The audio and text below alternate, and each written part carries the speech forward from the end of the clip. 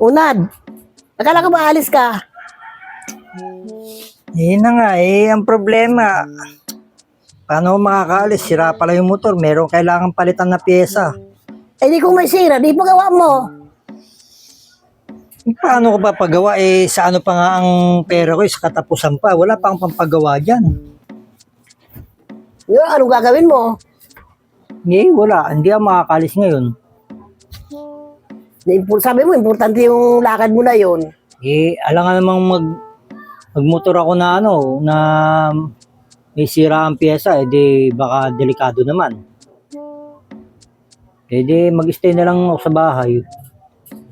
Hindi pa paano yung lakad mo, di ano na. Di wala. Saka na lang muna. Tsaka ito, ikaw, makikiusap na nga lang ako na saka na lang. Walang papagawa O di, pahiramin muna kita. Magkano?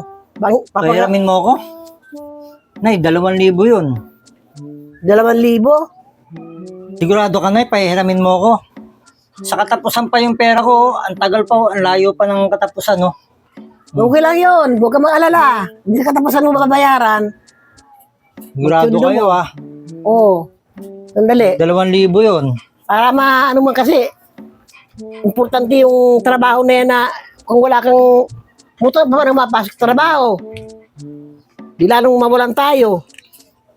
Sige, didiretso na yan. ako papagawa. Oo. Kaya katapusan mo yung babayaran, ha? Basta katapusan na yan, katapusan pa pera ko, ha? Don't worry. Don't worry. Sige, don't worry, Huwag ka mag-alala.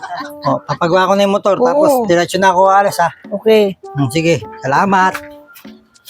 Pagawa muna nang makapasok ka sa trabaho. Ay, salamat. Nakaraos din ng isang tanghalian.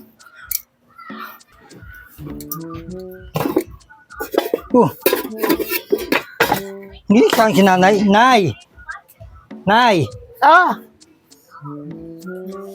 Ano na? Gawa na? Nakabiyahe ka na? Nakabiyahe na ako tanghalian na Bakit? Wala tayong sinayang. Yun na nga ang problema ko. Ang problema? Wala pala, akala ko, kumplito tayo ng bigas. Wala palang bigas. Ba't di kayo nagpabili ng bigas kahit man lang kayo una o kayo nagpabili sana kayo ng bigas? Ang problema nga, wala na akong pera ng pambili. Dahil napagawa ng motor mo. Hiniram mo nga. Sabi nyo, no worries. Yun na nga. Kaya Akala ko meron kayong budget dyan. Yun na nga lang yung pera. Sabi, ipagawa mo yung motor mo para makapagtrabaho ka na. Pag sildi mo sa katapusan, ibabalik mo. Pagtingin ko, wala palang bigas. Kaya ako ngayon, ay nag-worry ako ngayon kung saan tayo kukuha ng pagkain. Yan. Paano yun? Wala tayong bigas. Yun na nga pinahiram ko sa'yo. Akala ko kasi bigas. Kaya ngayon, bayaran mo na ako sa nag-worry na ako. Kung anong kakainin natin. Bayaran mo na ako ngayon. Sabi ko sa inyo, sa katapusan pa yung pera ko. Paano ko tayo mababayaran sa katapusan pa? Ay, hindi ko naman alam na may bigas. Na wala tayong bigas. Kung alam ko lang, hindi kita pinahiram. Kaya ngayon, Sabi mo niya, no worries. Tapos ngayon, naniningil kayo sa akin. Kaya bayaran mo na ako. Nag-worry na ako. Anong kakainin natin ngayon Araw na ito na rin ng worries ko. Nag-worries na rin ako. Paano ba yan? Babayad sa iyo? Sa katapusan pa nga yung pera ko. Uy, gawin mo na. Kaya ako nga pinagawa yung motor para makapasok ako sa trabaho. Sa katapusan pa yung... Naku. Ba ang natin ngayon mag-araw na ito? Mangutang ka muna kaya. Saan yung mga kaibigan mo?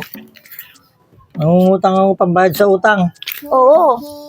Mangutang ka para mabayaran mo yung utang sa akin dahil nagbuuri na ako sa pagkain natin ngayon. Sabi ko, sa katapusan pa ako magbabayad. Bandang muli, nangutang ako ng pangbayad sa utang ko. Sige na, doon sa mga ka-rider mo doon, maghiram ka muna. Para pagbalik mo, pag nakahiram ka, bumili ka na agad ng bigas para maisalang ko na. Sige na, ka na. Kung hindi ka ito ang tanghalian natin. Nako. Nasabi sana pala. Hindi na muna ako pinahiram kung alam kung hindi ko kasi alam na wala palang bigas.